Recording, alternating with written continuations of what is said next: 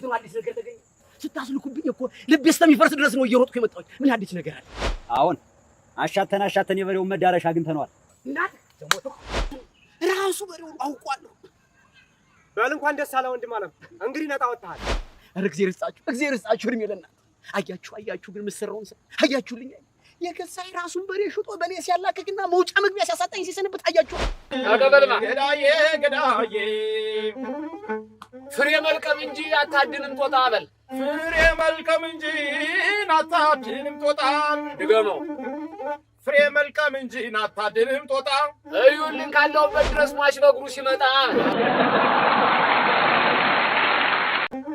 የሚሄደው ሳለው ጠይቄ ከቤቱ ሟቹ መጣልኝ እስካለሁበቱ።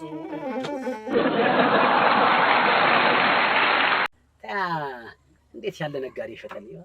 ነጋዴ አይደለም ክንዴ ነው የሚባል። አይዞህ አፍንጫህን ያዘው አፍንጫ።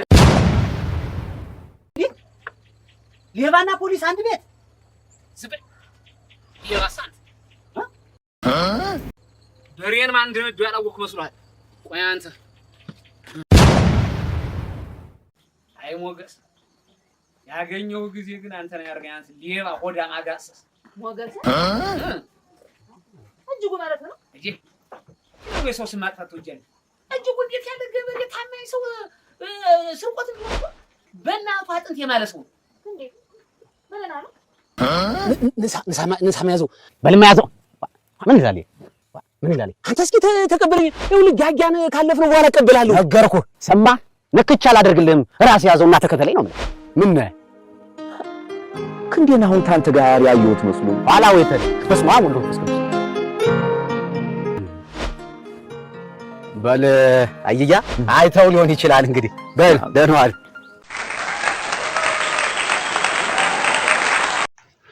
ሰላም ጤና ይስጥልን። የድራማ አፍቃሪያን በሙሉ እንደምን አላችሁ? የጉድ ጀንበር ተከታታይ ድራማ ክፍል 3 አሁን የሚቀርብ ይሆናል። በነገራችን ላይ የጉድ ጀንበር ደስ የሚል ድራማ ሲሆን እንድታዩትም ጋብዛችኋለሁ። ጸዳል መልቲሚዲያ በሚል ዩቲዩብ ቻናል ይተላለፋል። በእውነት ተመልከቱት። በጣም አሪፍ ነገር ነው። ያስተምራል፣ ትዝታ ያጭራል።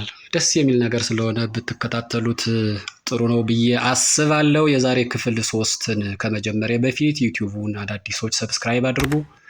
እንዲሁም ቪዲዮውን ላይክ ብታደርጉት፣ ሀሳብ አስተያየት ካላችሁም ኮሜንት ቦታ ላይ አስቀምጡ። ሸርም ብታደርጉት አሪፍ ነው። አሁን ወደ ክፍል 3 ድራማ።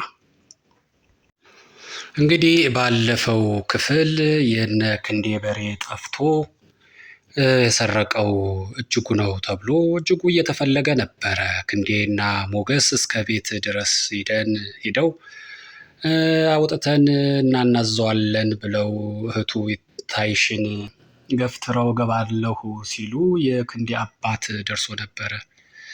ያስጣላቸው ቢሆንስ እንኳ በሕግ ይጠየቃልኝ እንዴት በጉልበት ይሆናል በሚል ነበረ። እንግዲህ እስከ ትናንትና ባለው ክፍል የክንዴ በሬ ሌባ እጅጉ እንደነበረ ነበር የሚታወቀው። እጅጉም ይህንን ምክንያት አድርጎ እኔ ሌባ አይደለሁም ብሎ ራሱን ነፃ ለማድረግ ብዙ ነገር እየሞከረ ነው ያለ። ይሄም ድሮ አብሮ የእሱ ጓደኞች አብረው ይሰርቁ ከነበሩ ጓደኞች ጋር ሄዶ እባካችሁን ከጉድ አውጡኝ ብሏቸው ነበረ። እነሱም ይህማ በጣም ቀላል ነገር ነው፣ የእኛ እኮ እኛ ሳናቅ የሚሆን ነገር የለም ብለውት ነበር። በቃላቸው መሰረት የበሬውን አድራሻ አግኝተዋል። የበሬው አድራሻም ጨንታ የሚባል ሀገር ላይ እነሱ የሚያውቁት ጓደኛቸው ዘመዳቸው አያዋሴ እንደገዛው ይነግረዋል። ሞገስም ታማን ገዛሁ አለ ሲለው ከክንዴ ሞላ ይላል። ክንዴ ሞላ ማለት እንግዲህ የበሬው ባለቤት መሆኑ ነው። በጣም ይገረማሉ። ከዛ እጅጉም ካለበት ቦታ ሂጄ በሬውን አያለሁኝ አላቸው። ተያይዘው በሬው ካለበት ቦታ ሄዱ። ሲያዩት እውነትም የክንዴ ሞላ በሬ እንደሆነ አወቁ። ይህንን በሬ ካወቁ በኋላ ወደ ሰፈር ሰውየውን ይዘው መምጣት ፈልገዋልና ዘዴ ፈለጉ። እጅጉ እንዴት አድርገን ነው ወደ ሰፈር አያዋሴን ይዘን መምጣት ምንችለው ብሎ ይጠይቃቸዋል። እንግዲህ እነሱም የመሰላቸውን ሀሳብ ያቀርባሉ። ነገር ግን አልተስማሙም። በመጨረሻ የእጅጉ ጓደኛ ምንድን ነው ያለው? እኔ ራሴን ዘዴ ፈጥሬ ወደ ሰፈር አያዋሴን ይዤው ዘልቃለሁኝ፣ እናንተ አታስቡ አላቸው። በዚህም ሀሳብ ሁሉም ተስማሙና ተለያዩ። እጅጉም ወደ ቤቱ ገባ። እጅጉ ወደ ቤቱ ከገባ በኋላ ከእህቱ ጋር ቁጭ ብሎ እያወሩ ነው። እህቱ በጣም ተጨንቃለች። አሁን እኮ ያክንዴ ብቻ ሳይሆን ሚስቱ ወርቄም በጣም እየፈለገች ነው። ሁለቱም በጣም ተናደው ተበሳጭተዋል። ምን ይሻላል እያለች ነው። ሞገስም ቀለል አድርጎ አትፍሪ ብሏታል። ከዛ በኋላ አረቂ ቤት አረቂ ቤት ክንዴ ሂዷል። ክንዴ አጠገቡ አዝማሪው አለ። ቁጭ ብለው እየጠጡ ነው እንግዲህ በሰላም በጣም የሚገርም ሁኔታ እየተቀዳ ነው። በመሃል እነ እጅጉ ሰዎችን ተሰባስበው መጡ። ሲመጡ ተቀበል ተጀመረ። ክንዴ ለአዝማሪው ተቀበል ይለዋል። ፍሬ መልቀም እንጂ አታድንም ጦጣ፣ እዩልኝ ስሙልኝ ካለሁበት ድረስ ሟች በእግሩ ሲመጣ ይለዋል። ተቀበል የሚሄደው ሳለው ጠይቄ ከቤቱ ሟቹ ራሱ መጣ እስካለሁበቱ ያሉ እየተጨዋወቱ እያለ በመሃል አያዋሴን ምንም እንደማያውቅ በሬ እንዴት ነው የገዛው? በሬ በጣም አሪፍ ነው፣ ግን ከማን ገዛኸው? ይህንን ጉልበታም በሬ። ሰውየውም ስለ በሬው በጣም አሪፍ ጥሩ እንደሆነ እያወራ እያለ በጣም ተመችቷቸው እየጠጡ ናቸው። ስለ በሬው አገዛዝ ምናምን እያወራ ነው። እጅጉ ይጠይቀዋል። ግን እንዲያው ለመሆኑ ከማን ገዛኸው በል ይለዋል። አያዋሴም በሬውም እንዲያው እኮ በጣም ገራሚ ነው። ኧረ እንዲያው ከነጋዴ አይደለም የገዛው ራሱ ከባለ ንብረቱ ክንዴ ሞላ ይባላል ሲል ክንዴ ሞላ የጠጣው አረቂ ትን ብሎት ሊደፋ ለትንሽ ነበር የቀረው። ቸብ አድርገው አይዞ ብለው አረጋጉት። ክንዴ ሞላ እዛ በኋላ መኖር አይበለው የለም አንገቱን ደፍቶ እያሰበ ነው። ያኔ በሬውን ሲሸጥ ትዝታ መጣበት። እንዴት እየሸጠው እንደነበረ ሲሸጠው ትዝ እያለው ነው፣ እያስታወሰ ነው ከሰውዬው ከጎኑ እና ተጠራጥሮ ሰውየውን አሁን ያልከውን ታውቀዋለህ ምናምን ይለዋል። ብሩ ያው ሲቀበል እዚህ ላይ ያሳያል። ሰውየውም የሆነ ዞር አለና እየጠየቀው ነው። አውቃለሁ ልበል ምናምን ሲለው አረ አታቀኝም ብሎ ግግም አለ። ከዛ በኋላ ሁኔታዎች ሁሉ እጅጉም በጣም ሳቁ። የዚህ ላይ ነው የሚጠይቀው። እንዲሁ ይሄ አሁን ያልከውን ሰው ታውቀዋለህ ብሎ ሲጠይቀው አይ እንዲው እንትን ባየው እንኳን አውቀዋለሁ እያለ በመጨረሻ መልሶ ጠይቀው አውቃለሁ ልበል አዲስ አልሆንም ፊትህ ይለዋል። አይ አታቀኝም እኔን አታቀኝም ሲል እነ እጅጉ ሁሉም ተሰባስበው እየሳቁ ነው። በመጨረሻ እንዲህ ከተረጋገጠ በኋላ ክንዴ ሰላም መፍጠር ፈልጓልና ይታይሽን ጠራና እነሽማ ለነጅጉ ሙሉ ጠርሙስ አረቂ አውርጅላቸው ይላታል ለይታይሽ።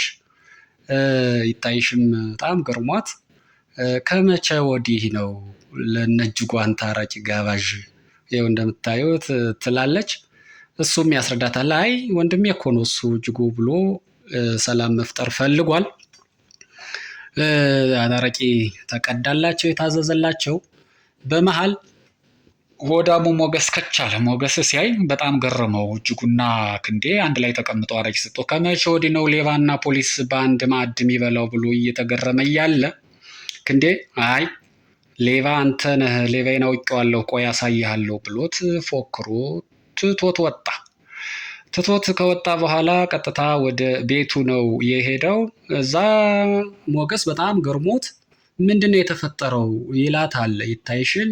እሷም ኧረ እኔም በጣም ገርሞኛል፣ ምንም ልረዳው አልቻልኩም እያለች ነው አለችው። ከዛ ሞገስ ወጣ ትቶ። ክንዴ ቀጥታ አሁን ወደ ቤቱ ነው የሄደ። ከሚስቱ ጋራ ቁጭ ብሎ እያወሩ ናቸው። ሚስቱም እንዲያው አንተ ምን ነው ስሊምቦውን አንቀህ ታመጣዋለህ ብዬ እየጠበቁ የበሬ ሌባ እንዴት ዝም ትላለህ? እንዴት ነው ነገሩ ትለዋለች። እሱም አይ ጠብቂ ትንሽ ቀን ጉሮሮውን አንቄ ነው ማመጣልሽ።